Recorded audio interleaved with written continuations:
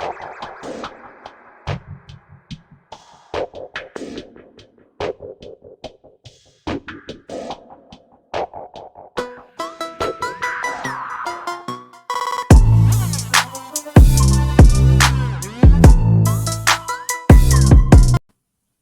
back to Sports Addict, where sports it's all that matters. For this video, I'm gonna be talking about power soccer, aka wheelchair soccer. Since this is a sports channel, I thought I'll talk about that sport. You know, a sport where people in wheelchairs play soccer. Since this is a sports channel, and I have not seen a lot of sports channels on YouTube talk about this sport. And as someone who played wheelchair soccer for 12 or 13 years, I thought it would be a good video, to show, the audiences, my subscribers who watch my content, or anyone who's browsing through YouTube and find my channel, so they can get an idea how do people in wheelchair play wheelchair soccer. Explain the some of the basic rules, like in any sport, some of the basic important rules. Every sport has the basic rules and stuff, and hopefully get people interested in wanting to watch a power soccer game live, or watch some highlights on YouTube. There's highlights on YouTube like any other sport. If you type wheelchair soccer highlights, you'll see a lot of highlights, just like any other sport. But enough talking. Now it's time to get into the video. Okay, so here's a little brief summary of how soccer started. When power soccer was invented decades ago, it was just students with disability controlling a basketball, trying to guide it between two markers. Nearly 50 years later, power soccer has changed so drastically that the USPSA hosted their first FIPFA World Cup, with the latest being the third overall. Right about now, you may be asking, what is this sport all about? See, look, it's like any other sport. Over the decade, things have changed. Like, for example, the NFL, protecting the quarterback more than they did back in the day. Like, 80s, 90s, or since football started. Same with basketball, First, it was like a lot more physical. Basketball was a lot more physical back in the 80, 90, where Michael Jordan, Magic Johnson, Larry Bird, and all those guys had to play in a tough era, and now it's like, and then another thing that changed in the NBA, like power soccer over the years, was, you know, shooting more threes, no more mid jump, mid shot, no more mid shot, close shots. Oh, it's all about the three. Same with power soccer. Like you guys can see, over the decade, it has changed for the better, like any other sport. Power soccer, in my opinion, is the most enjoyable sport for people with disability due to the fact that athletes only have to worry about how they control their chairs. This what makes power soccer different from any other sport, that don't involve people with disabilities, because in any other sport you have to have the skill, the talent to make it to the big leagues. In power soccer, you don't have to worry about, you know, what disability you have, what if you have skill to drive, if you have skills, or if you have the talent to play. No, you just have to worry about how well you control that chair basically is your legs. If you know like in soccer, you kick the ball with your legs. The chair's basically your legs. How well you are able to drive it. That what makes it different and interesting, because it all comes down how well can you drive the chair. If you're a good driver, shoot, you can be one of the best players out there. Power soccer is an activity for people who have physical disability like cerebral palsy or muscular dystrophy. I have muscular dystrophy, so which it affects my muscles over time. So like I say, it's a physical disability, not a mental disability. It's physical only. The athlete just can play the sport without worrying about if they will be able to partake or not. This is another big thing in the disability community, because like if you want to play any other sports, even if you even if your disability lets you, you're always gonna be excluded for whatever reason. But here it's like you don't have to worry about being excluded or anything because everyone can play. Like I said, the only thing you have to worry about is controlling the chair, which you know you're not gonna get excluded from participating like any other sport.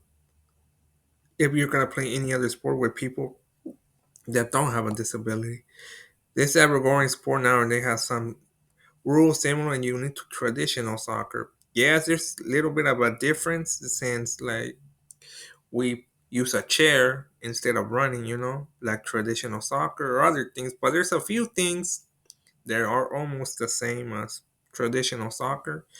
Power soccer game have two teams of three forwards and one goalie trying to maneuver, pass, and shoot a 13-inch ball between two posts. My bad, two posts using their guard.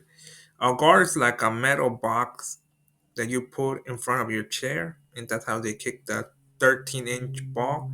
So you have to try. There's a goalie forwards, pass the ball, try to shoot the ball you know, in between two posts like traditional soccer. The match consists of two halves, same like traditional soccer. There are 20 minutes in regular season. That's a little different from traditional soccer, 20 minutes, in which teams play at least 12 games to qualify for national. Almost the same. Nationals basically like if you watch the Champions League, you play, your league. If you the first three spots, they qualified for the Champions League or the World Cup. You play a number of games to qualify. You know, it's like the NFL. You play a certain amount of games. You play 18 games. The NBA, you play a certain amount to get to the playoff at the end of the season. Same here. But the difference here, you don't have to win 12 games. Just have to participate in 12 games. So, yeah, if they want to go national, some people want to play friendly games, local games, basically in their hometown, or travel to a city nearby and stuff. But if you want to go into the big leagues, you have to play 12 games to qualify for the nationals, basically the playoffs, if you think about it. If matches are even at the end of regulation during bracket play, team play on. So if it's like, if you're playing the nationals, the playoffs per se, it's the playoff, but they call them nationals instead of saying the playoffs. National is basically like March Madness. If you watch March Madness, team play on, meaning there's overtime. Supposedly there are penalties, but never seen a game go to penalties in wheelchair soccer. Would be interesting to see one because I'm like, how? Yeah, because it's different rules when it comes to kicking a penalty shot for the kicker and the goalie. So clubs around the country have practiced weekly, monthly to hone up their skills as they create plays to try to trick their opponent. This is just like any other sport. You have practices. You look at video as well. You look at video. You look at tape. Like they say, you look at tape and see how the other team's playing, what you did wrong the last game, and so on. You know what I mean. You know the routine. If you have ever been on a team, either basketball, football, soccer, any sport, you know how it is. You practice, you fix the mistake, you create plays. You draw up plays, like they say in NFL. Don't think Poundstone can slip by without controversy. Yes, there. There always have to be controversy in any sport. There's so many controversy in certain plays throughout the NFL history, NBA history, any sport. There are two major rules that differ from able-bodied soccer. Yes, there's two rules that make wheelchair soccer way different than able-bodied soccer, like it says right here. For one, only two defenders can be in the box at one time when defending the net. When they say the box is the area, where the goalie is at, only two defenders can be in the area, or like we call it in wheelchair soccer, the box. Besides the goalie, and then two defenders. There's gonna be the goalie and two defenders, and then the offensive players, which is two inside the box and one outside of the box, since they can be a lot, to give the offense more space to score. Look what it says: offense, to give the offense more space to score. Doesn't it look like the NFL? When they move, the kickoff to the 25-yard line to be more, so there can be more scores. Look, to give the offense more space to score. Basically, it's an offensive league, just like the NFL. That it's more offense than defense because there's more rules protecting the offense, and it makes harder for the defense to play defense. Especially with this. I mean, I'll make a video probably in a couple of days talking about the new rules supposedly for the new NFL season, about the tackling. I know most of you heard it a bit, but some of the same thing here. Offense is more important than defense, like you can see. Otherwise, it will be very crowded in a small space. Imagine having a lot of chairs in there. In the box, it's a small area. I don't think it's like a big area. It's a very small area. That's why they call it the box, because it's almost like a box. If you put more chairs, it's gonna be harder, to move, to maneuver and stuff. A third defender can't have a wheel in the box since the team trying to score will be granted a free kick. See, you can't have any part of that chair, especially the wheel inside the box, because it still counts as there were three defenders. It's like, you know, neutral zone infraction in the NFL. You move a little bit and the ref is gonna call it. False start. Same with the false start. You move a little bit, they're gonna call false start, or or you move before the snap. Same thing here. Same thing is with the wheel. You put a little, even if it's just a small part of the wheel in the box, any part of the chair that's inside the box, they're gonna call it. The second rule, and arguably the most debatable, is the 2-on-1 law of the game. I always hated that rule, honestly. I always hated it. It's almost like roughing the passer, you know, in the NFL. Because, yeah, there's times that, yeah, it was roughing the pass, but there's times like the defender hit the quarterback the right way, but they still call it. That's this one. I'll explain a little bit how the 2-on-1 rule works. Only one defender can be within 3 meters of the ball hurdle at all times. Only you. Every defender has to be 3 meters off the ball, like 3 meters. If a team has two defenders too close, the team attacking gets a free kick. See, all the defenders have to be 3 meters, because if they're like two defenders or all three defenders on one player, they're gonna call a free kick. Historically, this is the most scandalous rule by coaches and players. Yeah, players don't like it. I don't like it. Part of that involves around the official and interpretation of it. Same like any sport, depends on the referee if he wants to call it or if he thinks it's a 2-on-1. Same with the catch in the NFL. I remember when you caught the ball, it was like keep 2 feet Inbound now it's like a whole every ref has different interpretation of it, Sometimes they lent and other times they're strict. See, sometimes they let it go. They let it it's like play on. Just like when it's, in the NFL when it's the corner versus the wide receiver or corner versus tight end. You know what I mean? And they're holding, the defender's holding, pushing, then the offensive player is doing the same thing, holding and pushing. And when the ball is thrown over, there's no call of offensive or defensive pass interference. I wish we can find a way to change this rule and have more steady, more appreciate way to term this infraction.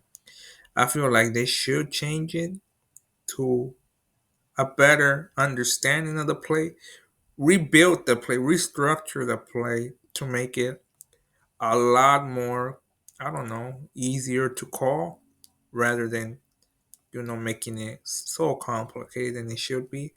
Maybe only call it when it is pretty obvious that two different are grilling the offensive play with the ball. Probably that's like the best call. But I don't know. Have not played wheelchair soccer since COVID, and the team is not coming back. So I don't know right now if they have changed it or not, or if it's still the same thing. All in, all, players should have fun playing power soccer. They should not get too aggressive. Yeah, I mean, with this one, I'm like, yeah, you should be aggressive, but don't take it too far that you're trying to hurt the player or break the chair. You know what I mean? Be aggressive, but aggressive because you want to win. Everyone wants to win, but don't take it too far.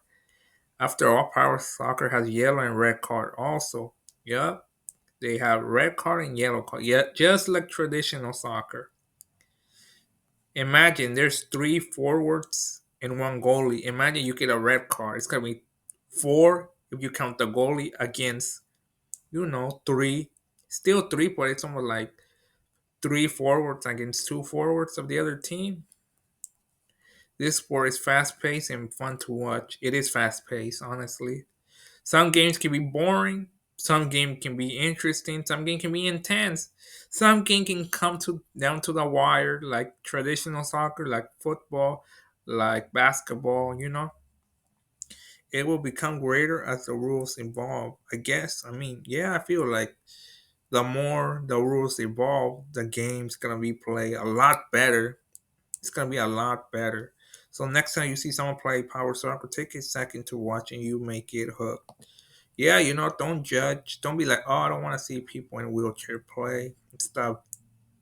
Or suggest, look up some highlights on YouTube and stuff, and you'll see like it can get intense. Honestly, it can get intense. Come down to the wire, like I said, and all that. You know what I mean?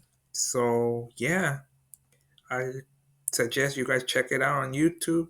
I'm gonna try putting some links for whoever is watching my video or my subscriber want to check out power soccer and stuff. I'll try to put some of the links because there's a few YouTube videos that I seen. There's one that top 10 plays. I think forgot what year it was, but yeah. Then I'll put like a website where you guys can watch games. I think live games on your computer, smartphone, wherever. I think. So yeah, I'll try putting those links so you guys can check it out.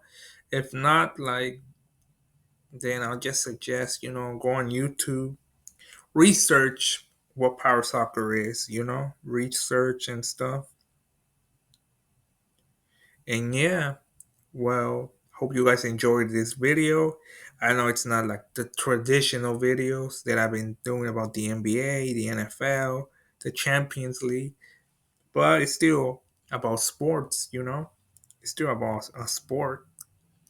And well, that's it for this video. And like always, this is Sports Addict. We're sports. It's all that matters. Until next time.